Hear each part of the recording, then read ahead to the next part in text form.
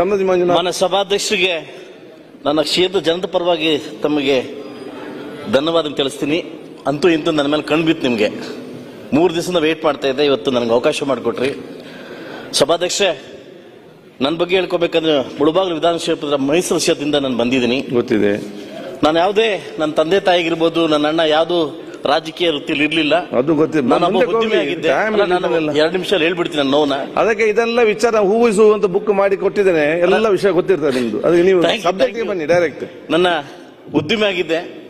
ಸಾಕಷ್ಟು ರಾಜಕಾರಣದಲ್ಲಿ ಆಸೆಗಳನ್ನ ಕಂಡು ಒಬ್ಬ MLA ಆಗಿ ಆಯ್ಕೆ ಆದೆ. ಬಟ್ ಇವತ್ತು 2.5 ವರ್ಷ ಆಗಿದೆ. ದೇವರ ನಾನು ಕೇಳ್ಕೊಂತ ಇದ್ದೀನಿ 2 ವರ್ಷ ಬೇಗ ಮುಗಿದ್ಬಿಡ್ಲಿ ಅಂತ. ಯಾಕೆಂತಂದ್ರೆ 72 ಜನ ಶಾಸಕರು ಮುಂದೆ 72 ಜನ ಗೆಲ್ಲಲ್ಲ.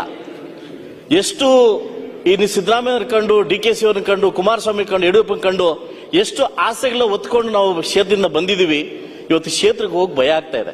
ಯಾಕಂದ್ರೆ ಈಗ ಮುಗಿದ್ ಬಿಡ್ಲಿಪ್ಪ ಸಾಕು, ನಮ್ಮ ಕೆಲಸ ನಾವು ಮಾಡ್ಕೊಂಡು ನಮ್ಮ ಮಟ್ಟಕ್ಕೆ ಬರ್ತಾ ಇದ್ದೀನಿ. ಸಭಾಧ್ಯಕ್ಷರೇ, ಯಾಕೆ ಈ ಮಾತು ನಾನು ಹೇಳ್ತಾ ಇದ್ದೀನಿ ಅಂತಂದ್ರೆ, ಅವ್ರ ತಟ್ಟೆಯಲ್ಲಿ ಬಿರಿಯಾನಿ ಇದೆ, ಅಟ್ಲೀಸ್ಟ್ ನಮ್ಮ ತಟ್ಟೆಯಲ್ಲಿ ಚಿತ್ರಾನ್ನ ಬೇಕಲ್ವಾ? ಸಭಾಧ್ಯಕ್ಷರೇ, ನಮ್ಮ ನೋವನ್ನ ನಾನು ಏನಕ್ಕೆ ಮಾತಾಡ್ತೀನಿ ಅಂದ್ರೆ, ನಮ್ಮೂರಲ್ಲಿ ಟಿವಿಯಲ್ಲಿ ಬರುತ್ತೆ ಅಂತ ಮಾತ್ರ ಮಾತಾಡ್ತಾ ಇದ್ದೀನಿ. ಈ ಕಡೆ ಕೇಳಲಿಕ್ಕೆ ಯಾರು ಇಲ್ಲ. ನಮಗೆ ನೀವು ದಿಕ್ಬಿಟ್ರೆ ಯಾರು ಇಲ್ಲ. ಬಹುಶಃ ನಮ್ಮ ನೋವು 72 ಜನ ಶಾಸಕರ ನೋವು ಅದು ಯಾವಾಗ CMಗೆ ಅರ್ಥ ಆಗುತ್ತೋ, DCMಗೆ ಅರ್ಥ ಆಗುತ್ತೋ ನನಗಂತೂ ಅರ್ಥ ಆಗ್ತಾ ಇಲ್ಲ. ನಮ್ಮ ಅಧ್ಯಕ್ಷರೇ, ದಯವಿಟ್ಟು ನಮಗೆ ನ್ಯಾಯ ಕೊಡ್ತಕ್ಕಂಥ ದೇವ್ರು ನೀವು. ದಯವಿಟ್ಟು ನಮ್ಮ ನೋವನ್ನ, ನನ್ನ ಮುಳಬಾಗಿಲು ಕ್ಷೇತ್ರದಲ್ಲಿ 2 ಗಡಿಭಾಗ, ಒಂದು ಆಂಧ್ರ, ಒಂದು ತಮಿಳುನಾಡು, 11 ಜಿಲ್ಲೆಗಳಿಂದ ನಾವು ಹೊರಬರ್ತೀವಿ. ಇವತ್ತು ಯಾವ ಮಟ್ಟಕ್ಕೆ ನಾವು ಬೈತಾ ಇದ್ದಾರೆ ಅಂದ್ರೆ, ಅಲ್ಲಿ ಜನ ಬಂದವರು ಯಾವ ಸರ್ಕಾರ ಅಂತ ಕೇಳಲ್ಲ, ಯಾವನಪ್ಪ MLA ಅಂತ ಕೇಳ್ತಾರೆ. ಸೊ ದಯವಿಟ್ಟು ನನ್ನಂತ 100 ಜನ ಶಾಸಕರು ಇವತ್ತು ಆಚೆ ಕಾಯ್ತಾ ಇದ್ದಾರೆ. ಏನ್ ಗೊತ್ತಾ, ರಾಜಕಾರಣಕ್ಕೆ ಬರಬೇಕು ಅಂದ್ಬಿಟ್ಟು. ಆದ್ರೆ ನಮ್ಮ ಗೋಳನ್ನು ನೋಡಿ ದಯವಿಟ್ಟು ಅವ್ರು ಹಿಂದೆ ಹೋಗ್ತಾರೆ. ಈ ರಾಜಕಾರಣ ಮುಂದೆ ಹೋಗ್ಬೇಕು, ರಾಜಕಾರಣದ ಬರಬೇಕು ಅಂತಂದ್ರೆ ದಯವಿಟ್ಟು ಸಮಾನ ದೃಷ್ಟಿಯಿಂದ ಅವ್ರು ನೋಡ್ಬೇಕಾಗುತ್ತೆ. ನಮ್ಮ ತಾರತಮ್ಯಗಳನ್ನ ಬರೀ ತಾರತಮ್ಯ. ಇವತ್ತು ಸಮಾಜ ಕಲ್ಯಾಣ ಆಗಿರ್ತಕ್ಕಂಥ ನನಗೆ ಅನ್ಯಾಯದಲ್ಲಿ ಯಾವ ಮೀಸಲು ಕ್ಷೇತ್ರ ಆಯ್ಕೆ ಆಗಿದ್ದೀನೋ 63 ಲಕ್ಷ SCPTS ಮಾತ್ರ ಕೊಟ್ಟವ್ರೆ. ಪಕ್ಕದ ಕ್ಷೇತ್ರಕ್ಕೆ 1.5 ಕೋಟಿ 2 ಕೋಟಿ ಕೊಟ್ಟಿದ್ದಾರೆ. ಯಾರನ್ನ ಅತಿಯಾಗಿ ನಂಬ್ತೀವೋ ಇವತ್ತೇ ನಮ್ಗೆ ಅನ್ಯಾಯ ಆಗ್ತದೆ. ನಮ್ಮ ಸಭಾಧ್ಯಕ್ಷರೇ, ಇವತ್ತು ಫಲನ್ನೇರ್ ಬಿಟ್ರೆ ಬೆಂಗಳೂರು ತನಕ ಒಂದೇ ಒಂದು ಹಾಸ್ಪಿಟಲ್ ಇಲ್ಲ. ಬಹುಶಃ ಯಾರಾದ್ರೂ ಸತ್ರೆ ದಯವಿಟ್ಟು ಅವ್ರ ಹಾಸ್ಪಿಟ್ಲ್ಗೆ ಹೋಗ್ತಾ ಇಲ್ಲ. ಇವತ್ತು ಎಲ್ಲ ಹೆಣ ತಗೊಂಡು ಮನೆಗೆ ಹೋಗ್ತಾ ಇದ್ದಾರೆ.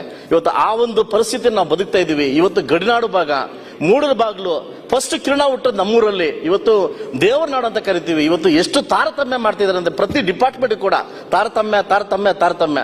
ಬಹುಶಃ ಇದಕ್ಕೆ ಅಂತ್ಯ ಯಾವಾಗ ಕಾಣುತ್ತೆ ಅಂತ ಗೊತ್ತಾಗ್ತಾ ಇಲ್ಲ. ಮೊನ್ನೆ ಸಭಾಧ್ಯಕ್ಷರು, ಮೊನ್ನೆ ಸಚಿವರು ಹೇಳ್ತಾ ಇದ್ರು, BJP ಅವರು ಮಾಡಿದ್ರು ಅದಕ್ಕೆ ನಾವು ಮಾಡ್ತಿದ್ವಿ ಅಂತ ಹೇಳ್ತಾ ಇದ್ರು.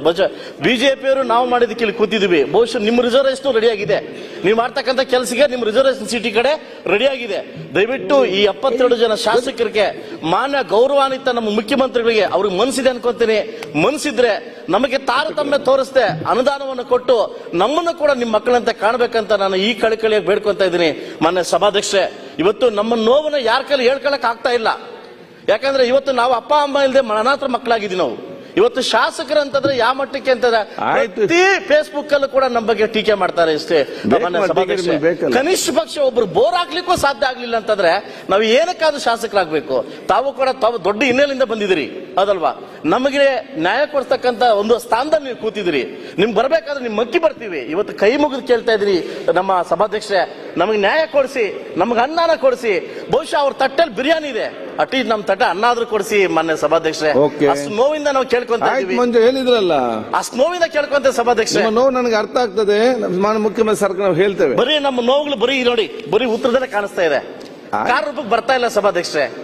ಇವತ್ತು ಲೋಕೋಪಯೋಗಿ ಇಲಾಖೆಯಿಂದ ಹಿಡಿದು ಸಮಾಜ ಕಲ್ಯಾಣ ಇಲಾಖೆ, ಪ್ರತಿ ಇಲಾಖೆ ಕಡೆಯಿಂದ ಲಕ್ಷ ಅಂತಂದ್ರೆ ಯಾವ ರೀತಿ ಸಾಧ್ಯ ಆಗುತ್ತೆ ಸಭಾಧ್ಯಕ್ಷೆ? ಯಾವ ಕನಸನ್ನು ಇಟ್ಕೊಂಡು ಅರ್ಥ ಆಗ್ತದೆ. ದಯವಿಟ್ಟು ನಮ್ಮ ನೋವು ಅರ್ಥ ಮಾಡ್ಕೊಳ್ತಕ್ಕಂಥ ಪರಿಸ್ಥಿತಿ ಈ ಸರ್ಕಾರ ಬರಲಿ ಅಂತ ನಾನು ಕೈ ಮುಗಿದು ಕೇಳ್ಕೊಳ್ತಾ